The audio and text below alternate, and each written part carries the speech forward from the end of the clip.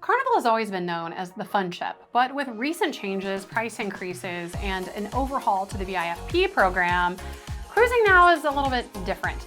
So the real question is a Carnival cruise still worth it? We're about to break down every single change to help you decide before you even think about booking. If you've been cruising with Carnival for a while, you've probably felt it.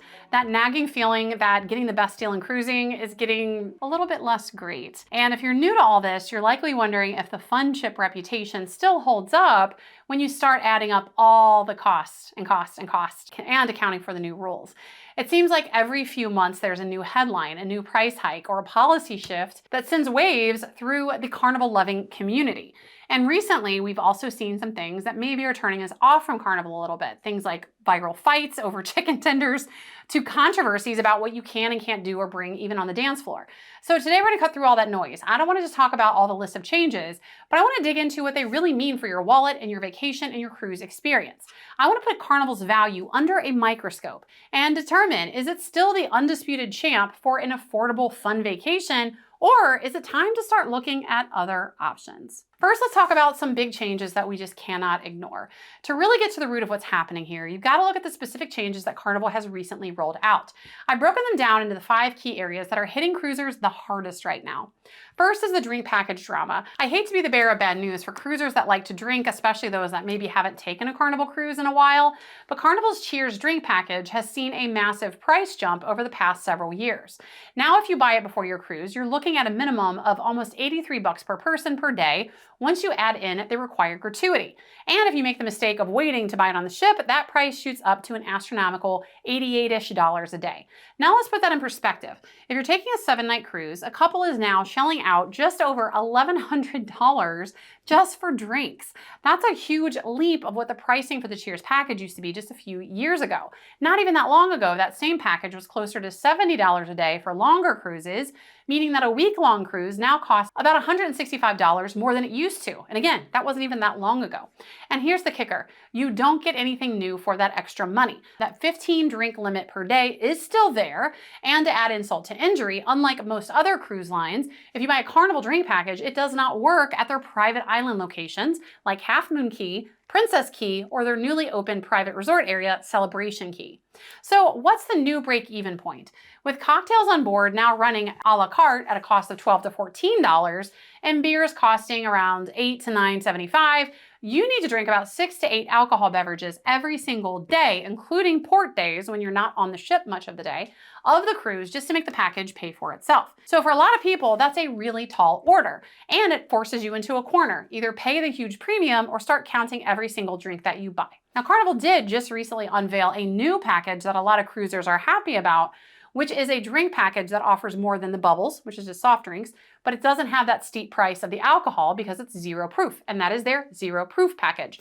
But at a price point of $29.99 per cruiser per day, you'd still have to drink 5 to 6 specialty drinks, even the non-alcohol variety, to break even or get your money's worth for most people. So even that isn't quite the value proposition that I think a lot of cruisers thought that it would be when they asked for this type of thing. The next big change of Carnival are the new rules of fun. In June 2025, Carnival began re-emphasizing its have fun, be safe conduct policy, and it sent shockwaves across social media. I reported on it here. A lot of people talked about it on social media.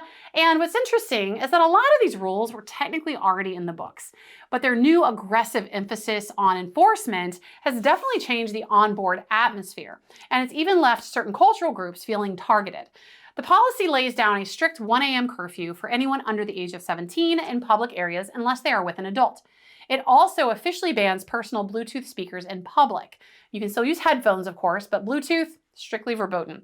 The 2 rules that really got people talking, though, and led to charges of cultural targeting is the ban on the clack fans, which people use for the popular boots on the ground dance. And Carnival banned use of these clack fans in the nightclub, but they also banned things like bringing drinks onto the dance floor. Now, this fan ban in particular, again, that's what sparked this backlash. Many people felt like it was targeting specific cultural expressions, and this is coupled with the fact that Carnival has noticeably been scaling back on the hip-hop music. A lot of cruisers, myself included, have noticed this. And Carnival defends themselves as a company, saying that these rules are not aimed at any particular group, and they are there for everyone's safety and comfort. But regardless of the intent, the message is clear. Carnival is trying to dial back that anything goes turn up party scene. The days of wild, unrestrained kids running around, the days of really having fun is really becoming a lot more restrictive. And this is where Carnival has to walk a fine line. I know a lot of cruisers welcome these changes because they think Carnival has gone off the rails and there's too many fights and brawls and that's a bad look.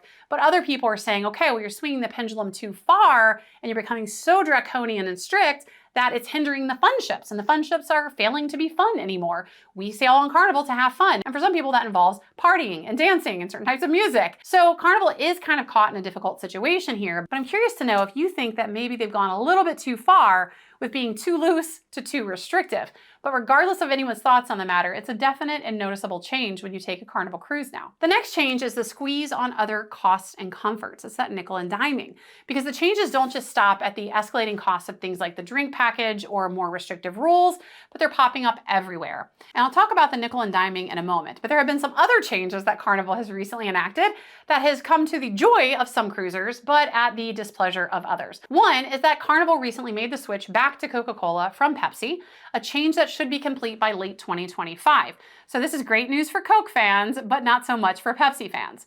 Another significant change is that Carnival has done some shuffling of its home ports. They recently pulled out of Charleston, South Carolina, moving those ships to Norfolk, Virginia, which no complaints here. I just got off a cruise from Norfolk. It was amazing. I love it. I have a guide about it. But I do feel bad for South Carolina cruisers who got accustomed to having a Carnival home port. That is a major inconvenience for loyal cruisers in the Charleston area who now have to travel much farther. We've also seen a ton of itinerary changes in 2025, with ports like Grand Turk frequently getting swapped out for Amber Cove, sometimes with very little warning.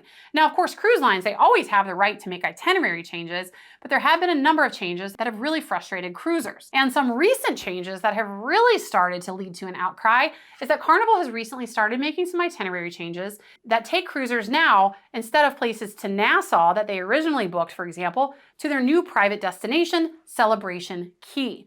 Now again, cruise lines are able to change itineraries. They owe us nothing. It's in our contract of carriage every time we book a cruise. You might even not realize it, but we agree to this.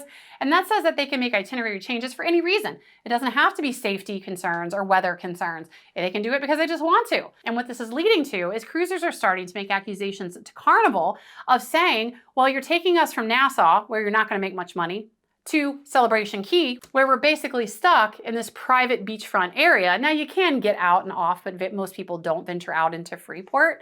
But when you're there, you're having to spend money. And even if you paid through the nose for the drink package, it doesn't work at Celebration Key. So now you're stuck there. You have no choice if you want an alcohol drink, but to pay the prices or go back on the ship. And the cost a la carte of alcohol drinks and even non-alcohol drinks at Celebration Key are really high. And they have a required VAT and a required gratuity. My sister recently at Celebration Key got a medium-sized daiquiri and it was 15 bucks.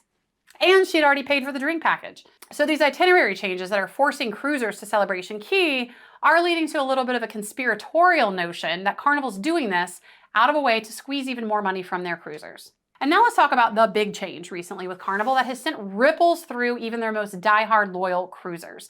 And that is the wildly unpopular changes to their VIFP loyalty program. For years, dedicated Carnival cruisers earned status in the VIFP program based on one simple metric. It was very easy: the number of nights that we have sailed. That entire system is being burned down and thrown out. Starting in June 2026, Carnival is launching their new program called Carnival Rewards, and it changes everything. And most people don't like it. The new system is based on spending, so it is true pay to play. Instead of rewarding how often you cruise and measuring loyalty by your days on their ships, it now rewards how much money you spend on cruise fares and onboard purchases, spa treatments, all the stuff that the cruise line makes money off of. Now, to achieve status, instead of just earning days at sea, you have to earn what are called status qualifying stars. And I will tell you, it's going to take a lot of spending to climb up that ladder. If you do the math, you'll need to spend over $16,000. And no, that is not an error. I literally mean $16,000 over a 2-year period just to reach platinum status. And for cruisers like me, I'm already platinum. I earned what I thought was a lifelong benefit over many years of loyalty and lots of money spent on Carnival. And now that's completely thrown out the window and I have to start spending money to regain and retain that status. This is a massive shift that benefits big spenders over the loyalists. And what's interesting is I actually spend enough on Carnival Cruises, mostly in the casino, like an idiot degenerate that I am. I actually will probably benefit from this, but it feels like a slap in the face. It feels like throwing out loyalty. It feels like Carnival doesn't care about their ride or die people at all. And so I, for one, am not happy about this one, but I want to know what you think about the change. Let me know down in the comments. But the biggest shock is that lifetime status is gone. We were sold lifetime status. You earn it, you've got it. Under the new program, as I mentioned, you've got to requalify for that status. Even if you hit that huge spend, you have to requalify every 2 years, at least for platinum. It's a little different for diamond. And this has caused a huge amount of anger and frustration among the diehard Carnival cruisers who sometimes spent decades collecting those sea days, as the value of their loyalty has been fundamentally redefined and actually torn down to the ground. And it no longer feels like loyalty. It doesn't feel like a relationship. It feels like a transaction. And this coming on the feel of being nickeled and dimed just adds insult to injury.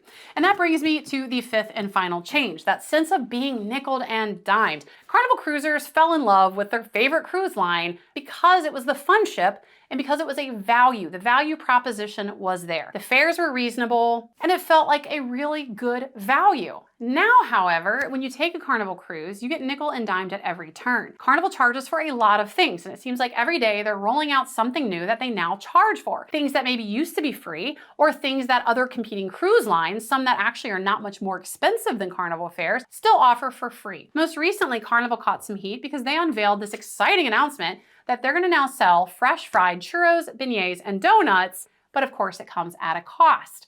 Other cruise lines like Royal Caribbean offer some of these things at no cost. So when you're looking at the cost of a Carnival cruise versus a Royal Caribbean cruise, with the increase in fares of Carnival and the increase of things like the drink package cost lately, really it's not that big of a price difference anymore. And when you look at the things now that you get included with cruise lines like Royal Caribbean compared to Carnival, Carnival no longer presents the value that it did even a few years ago. They also now charge for certain things on certain ships like empanadas, chicken wings, all manner of things. You cannot walk around a Carnival ship now without seeing a sign for something that has a dollar sign next to it, something that is an upcharge. And that's starting to really frustrate Carnival cruisers. And when you start to add up the cost of all these things, again, the value proposition is just no longer there. I recently did an interview with MarketWatch that did a deep dive into Carnival's recent nickel and diming strategy. I'll drop the link below, but I want to know what you think. Do you value more variety of food, especially on a cruise ship? Is it worth the extra cost, or do you feel like it is just nickel and diming? And don't get me started on Celebration Key, because that is the biggest nickel and dime tourist trap that I've ever experienced in my life. Again, Carnival is one of the few cruise lines that does not let you use your drink package at their private islands and at Celebration Key.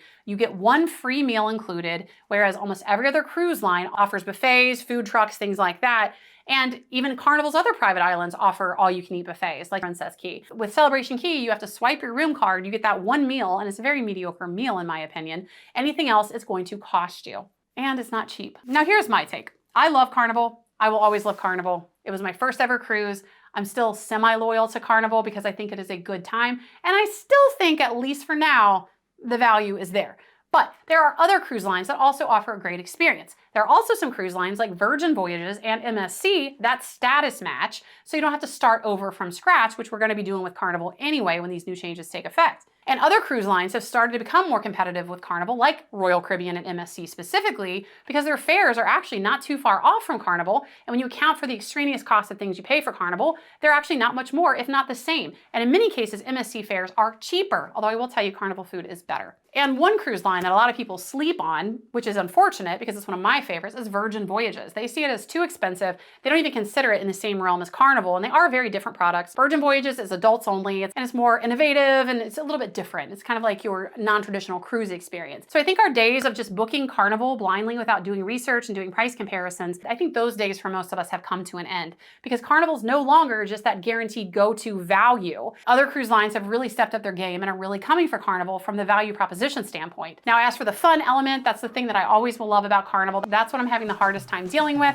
because I do like a lot of other cruise lines. Some are starting to come up to the forefront as some of my favorites, but I will be honest in saying that I don't find any of them as fun as Carnival. That's just how it is. So for now, the fun ships still have my loyalty, but it's not the blind loyalty that I once had. But let me know what you think. Let's talk ship down in the comments.